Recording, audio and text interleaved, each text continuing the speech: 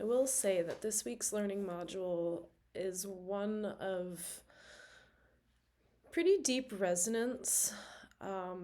Not to say that I've never considered the challenges that people with disabilities or disabled people, would face. But it is quite eye-opening to kind of see the different layers of challenges that they face on a day-to-day basis. Especially after watching Kraft's video, it it somewhat baffles me that these individuals chose that particular university as the one had transferred over from Calgary, which was seemingly more accessible than Simon Fraser, but maybe they have really remarkable programs in their particular line of expertise or work. But you would think that they might consider somewhere that's possibly a bit more accessible if universities out there even have more accessibility. I can't say I've spent too much time around our campus. I do believe that there are quite a few elevators, although I'm certain that those get occupied by people that do not need them or require them. They just prefer them, so I could see that posing a challenge for sure. Um, to know that the photography or communications major never made it to her darkroom is rather upsetting. Um, to know that that's such a deep rooted passion and that it's not something or somewhere that she has access to at all. Um, I know we definitely focus quite a bit on physical limitations and impairments, and I myself can relate to you, Mr. Stanley or Dr. Stanley. I do have a hearing impairment, and it's something that can certainly be challenging, especially that my class that I'm doing my practicum in is female dominant, and 14 to 17-year-old girls tend to be very soft spoken. So I often have to remind them louder for the lady at the back. But working on it. But I can definitely see how some people can kind of shift their just attitudes and um, just their attitudes and their mindsets around certain people. People with impairments absolutely have every right to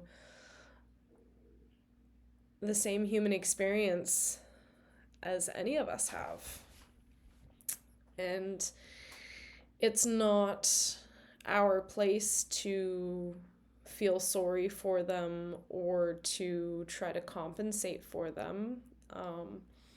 I actually have a cousin who is an amputee in more recent years. He's 32, 33 years old, and about 5 years ago, he lost his dominant arm in a really bad motor accident. And it's really remarkable to see how well he's come along and the tasks he can do with his non-dominant hand. And um, I think maybe my experience with him and his circumstance has really humbled me to know that it's not my place. Not even that it's not my place, but he doesn't want my pity. His situation is his situation, and it's not changing. I offer assistance here and there when you know, uh, when I'm around. I don't see him all the time, but hey, would you like a hand with that? And sometimes he's like, no, I'm good. And sometimes he's like, yeah, you know what, if you don't mind. And it's nice to be able to help him out a little bit. But he's really proud, and he gets along quite well. And I'm sure there are students that will come into our experience that also have limitations and impairments, and it's up to us to make sure that they have an equitable experience. I've already considered the different accommodations that can be made in my own classroom, although it's not mine specifically yet, but a station that, has an open bottom so that it could be accessible for someone in a chair. I always try to be certain I speak loud and clear for anyone that might have a hearing impairment like myself. I certainly try to accommodate with visual aids and alternative texts in my lesson plans, and it's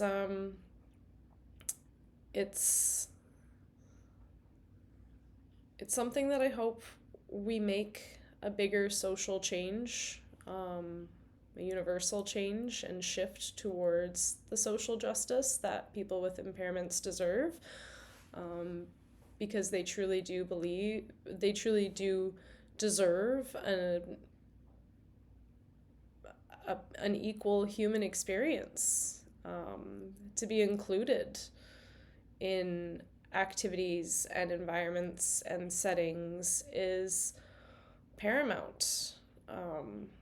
Even in developing my infographic for this week, I did a little bit of digging into looking for statistics, really, and it was really refreshing to see that we actually now have a little bit of leverage kind of happening, if you will,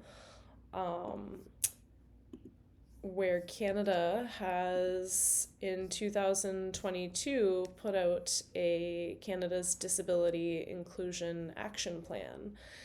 And this was put out in 2022, and it has some great objectives, which are to improve the social and economic inclusion of persons with disabilities, to reduce poverty among persons with disabilities, as they often having to pay for their assistive devices, whether it be a wheelchair, hearing aids, you name it.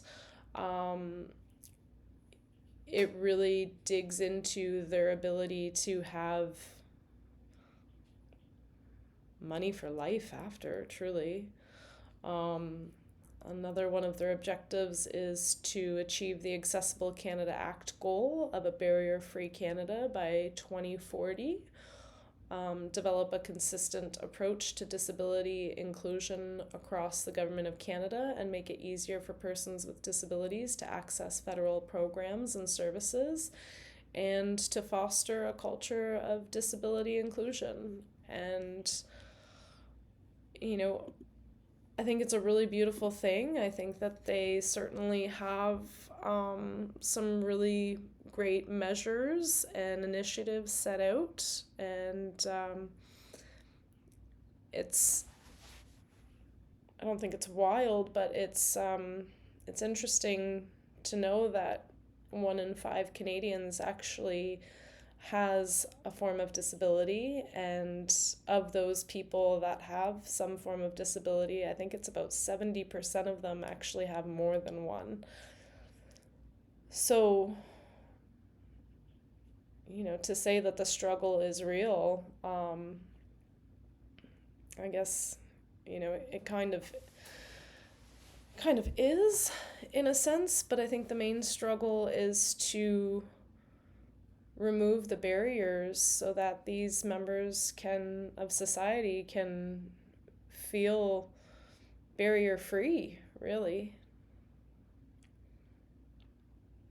So I know awareness is number one, and to know that there are some government legislation in action, and that there's actually kind of someone in charge for our country to oversee that these initiatives happen by 2040 is pretty neat.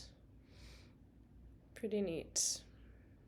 Because there are some really wonderful people out there with some really beautiful potential. And I'd hate to see that potential go unutilized or unrecognized because of physical barriers. So